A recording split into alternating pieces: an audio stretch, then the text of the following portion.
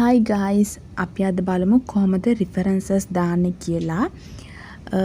ඒ වගේම citations දාන්නේ කොහොමද කියලා. අපිට references ඒ වගේම citation දාන්න පුළුවන් Word එක හරහා, MS Word හරහා. ඒ වගේම තව කියන්නේ තව software තියෙනවා.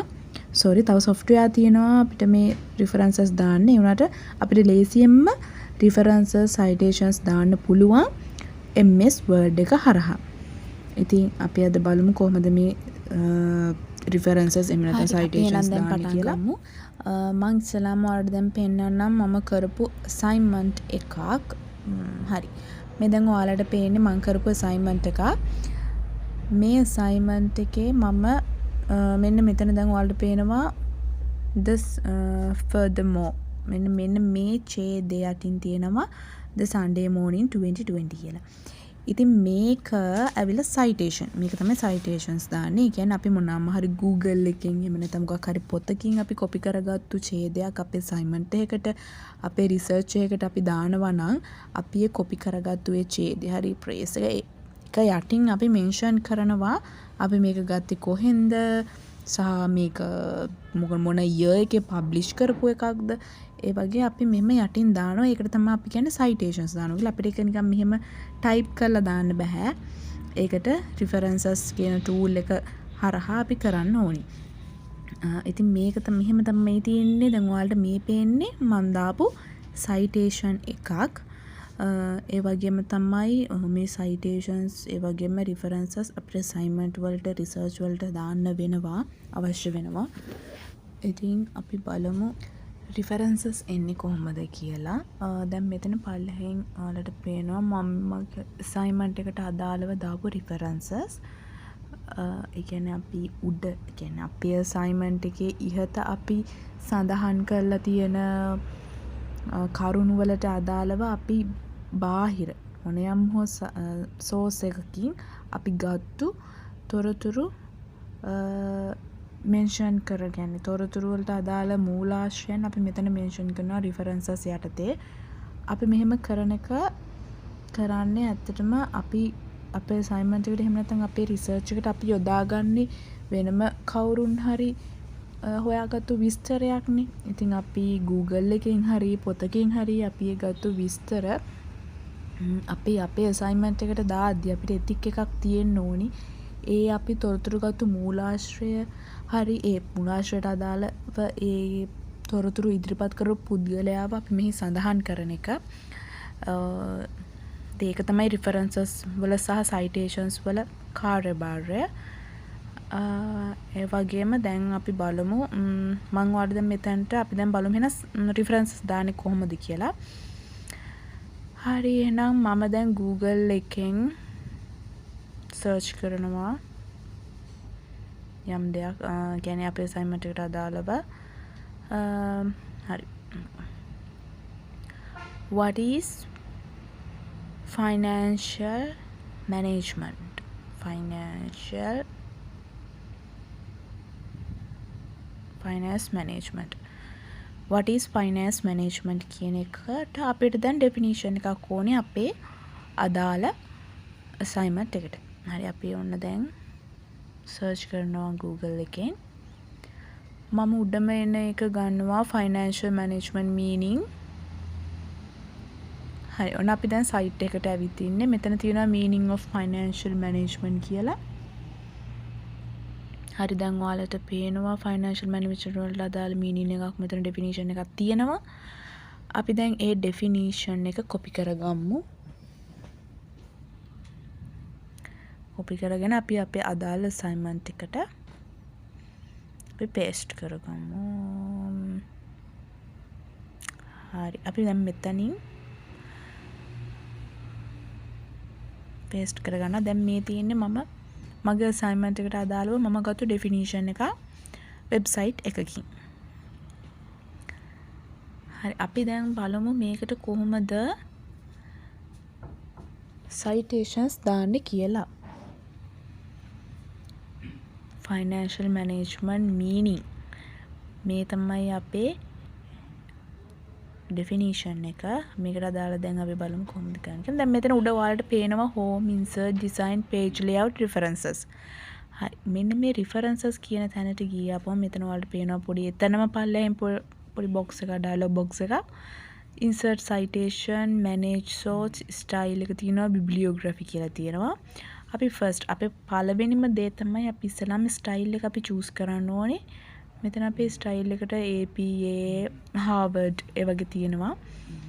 අපේ assignment එක required අපිට style එක අපි මෙතන select කරන්න ඕනේ. ඉස්සලාම very first thing එක තමයි අපේ style එක අපි select කරන එක. එතනින් තමයි අපි දැන් මේ references citations දාන වැඩේ පටන් ගන්නෙ. අපි APA select කරා. දැන් ඊළඟට එතන උඩින් තියෙන manage source අපි manage source වලට ආවා. manage source වල ඔයාලට දැන් මෙතන පේනවා මෙතන මම add කරගත්තු වගේක් තියෙනවා. මම ඒ ටික අයින් කරනවා delete කරනවා. ඔයාලට පෙන්නන්න. හරි දැන් මෙතනත් පේනවා new දෙන්න ඕනේ අපි මෙතන. ඒ කියන්නේ මෙතන ඔයාලට පේනවා master list current list කියලා box දෙකක් තියෙනවා. ඒ box දෙක මැද්දේ තව ටිකක් තියෙනවා box මෙන්න මේ වගේ box දෙකක් තියෙනවා. මේ දෙක මැද්දේ මෙන්න මෙහෙම ඔයාලට දැන් පේනවා. හරි master list current list දෙක මැද්දෙන් තියෙනවා new දෙන්න. ඊට පස්සේ මේ වගේ box එකක් open වෙනවා ඔයාලට. එතන මුලින්ම තියෙනවා type of source යටතේ තියෙනවා book section journal article හැමෙම තියෙනවා reports. ඒ කියන්නේ අපි දැන් ගත්තේ Google එකේනේ. ඒ කියන්නේ අපි Google එකේ site එකකින් ගත්තේ. එතකොට අපි මෙතන choose කරන්න ඕනේ website කියන එක. අපි ගත්තේ Google එකෙන්නේ. ඔයාලට අදාළ ගත්ත source එක ඔයාලා මෙතන mention කරන්න ඕන. පොතකින් ගත්තා නම් පොත. හරි. දැන් මෙතන website එක අපි choose කරා. ඊට පස්සේ අපි යනවා අපේ site එකට. ඔයාලට පේනවා දැන් මෙතන තියෙන්නේ අපේ definition එක. මේ definition එක ගත්තු අපි දැන් මේක author හොයන්න ඕනේ. අපිට ඕනේ author. අපි ඊළඟට අපේ source එක තේරුවට පස්සේ අපිට කරන්න තියෙන්නේ author select කරන එක. ඉතින් අපි හොයනවා author මෙතන අපේ mention කරලා තියෙනවද කියලා. පල්ලෙහාට scroll down කරගෙන යද්දී ඔයාලට පල්ලෙහා තියෙනවා authorship referencing about the authors කියලා. මෙන්න තියෙනවා the article is written by blah blah කියලා. Prajunaja. ඉතින් මේ විදිහට අපිට මෙහෙම directly මෙහෙම නම සඳහන් වෙලා තිබුණොත් අපිට ඒක author යටතේ අපිට mention කරන්න පුළුවන් නම. නමුත් සමහර වෙබ්සයිට් තියෙනවා මෙහෙම පල්ලෙහෙන් author ගේ නමක් දීලා නැහැ. එහෙ වුණා අපි වෙබ්සයිට් එකේ ඒ කියන්නේ එතකොට අපි corporate author තමයි select කරන්න ඕනි. ඒ කියන්නේ මේ විදිහට නමක් දීලා දැන් මෙතන review එකක් තියෙනවා. ඊට අපි මෙතන author ගන්නේ ප්‍රාචි ජුනේජා.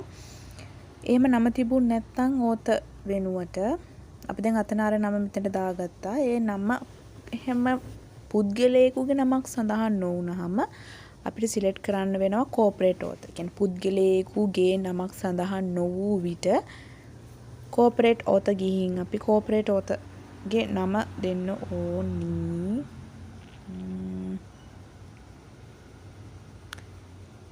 හරි ඊට පස්සේ දැන් ඔයාලට මේ තියෙන site එක මේ තියෙන MSG management study guide. එහෙම වුණොත් අපි මේ corporate author කියන එකට ඒක තමයි දෙන්න ඕනේ අපිට ආහාරම පුද්ගලයෙකුගේ නමක් සඳහන් නොවුනොත්. අපිට දැන් මෙතන පුද්ගලයෙකුගේ නමක් සඳහන් වෙනවනේ. එතකොට අපිට corporate author කෙනෙක් දාන්න ඕන වෙන්නේ නැහැ. ඒ නිසා අපි මෙතනින් corporate author අපි අයින් කරනවා. මොකද අපිට පුද්ගලයෙකුගේ නමක් සඳහන් වෙන නිසා corporate author ඕනනම් මේ වගේ මෙතනින් ටික් එක දාන්න පුළුවන්. ඔයාලට පේනවා corporate author ළඟ ටික් එකක් තියෙනවා. ඒ ටික් එක දාපුවාම corporate author අපිට edit කරන්න පුළුවන්. එහෙම නැතිනම් දැන් අපිට මෙතන අපිට මේ වෙලාවේ අපිට පුද්ගලයෙකුගේ නමක් හම්බ වුණා. ඒ නිසා අපි corporate author ගෙන් අයින් කරලා අපි ඒක author වශයෙන් ඒ නම තියෙනවා. ඒ වගේම එක නමට වඩා නම් ගොඩක් තිබුත් authorsලා ගොඩක් හිටියොත් අපි එන්නේ edit ගිහිල්ලා add names දෙනවා. first name last name middle name අපිට select කරලා මෙතනින් okay කරන්න පුළුවන්. පේනව නේද මෙතන? edit බටන් එක තියෙනවා නිල් පාට වෙලා. එතනින් අපිට තව authors add කර ගන්න පුළුවන්. හරි අපි දැන් ආයෙ ආව අපේ වෙබ්සයිට් එකට. ඊළඟට අපිට මොකද ඕන වෙනවා name of the web page. ඔයාලට පේනවා name of the web page. මේ තියෙන web page එක අපේ වෙබ්සයිට් එකේ අපි first page එකෙන්ම තමයි අපිට අපේ definition එක ගත්තේ. මේ තියෙන එතකොට අපේ page එකේ නම name අපි ඒක copy කරලා paste කරගත්තා. දෙවෙනියට අපෙන් අහනවා name of the website. name of the website. එතකොට අපේ මේ site එකේ නම මොකක්ද? MSG Management Study Guide.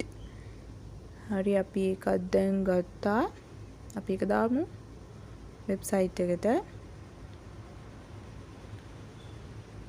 MSG Management Study Guide.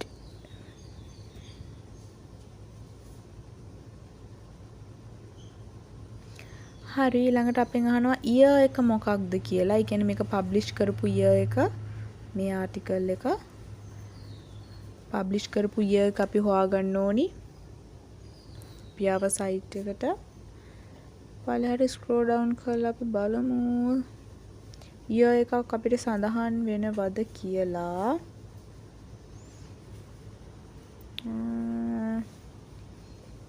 මෙතන පෙන්නන්නේ නෑ. මෙතන year එක කියලා කියන්නේ අපේ මේ අපි මේ ගත්තු ආටිකල් කියන්නේ අපි මේ ඩෙෆිනිෂන් එක ගත්තු මේ ආටිකල් එක පබ්ලිෂ් කරපු year එක.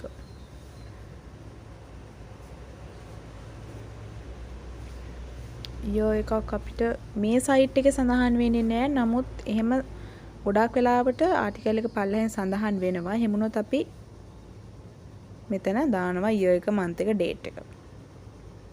එහෙම වෙන්නේ නැහැ.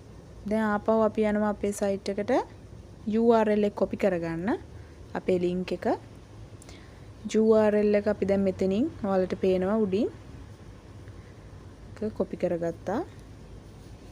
අපි ඒක මෙතනින් paste කරගත්තා. හරි අපේ දැන් box එක අපේ fill කරලා ඉවරයි almost. ඔක්කොම හරි. year එකක් තිබ්බා නම් අපිට දාන්න තිබ්බා. තවත් ලස්සනයි එතකොට citation එකට year එක add වෙනවා. මේ විස්තර ඔයාලට අදාළව ඔයාලා ගන්න site වල තිබුණොත් ඔයාලා දාන්න. අපි දැන් මේක okay කරනවා. source manager තියෙනවා. ඊපස්සේ දැන් මෙතන අපි ඔයාලට add කරගත්තු එක පේනව නේද මෙතනින් master list වල. ඔයාලට පස්සේ මොනවා හරි මේක edit කරගන්න ඕනි වුණොත් ඒක අපි select කරලා මෙතන මැද ආයේ තියෙන edit ගිහිල්ලා අර box එකම එනවා. අර අපි කලින් fill කරගත්තු box එකම add කරගන්න පුළුවන් ඔයාලට මොන හරි දෙයක් තියෙනවා නම්. අපි source manager ගෙන් එහෙනම් close වෙමු. ඊට පස්සේ definition එක ළඟ ඔයාලට දැන් මේ තියෙනවා අපේ definition එක. අපි දැන් definition එක පල්ලෙන් අපේ මෙතන තියෙනවා insert citation කියලා option එකක්. එතන තියෙනවා මම කරපු citations වගේක් තියෙනවා පල්ලෙහාට වෙන. ඒනොත් දැන් ඔයාලට මෙතන පේන උඩින්ම අපි ගත්තු financial management කියන definition එක ගත්තු citation එක අපි ඒක click කරනවා. හරි අපිට දැන් ආවා මෙතන අපේ citation එක.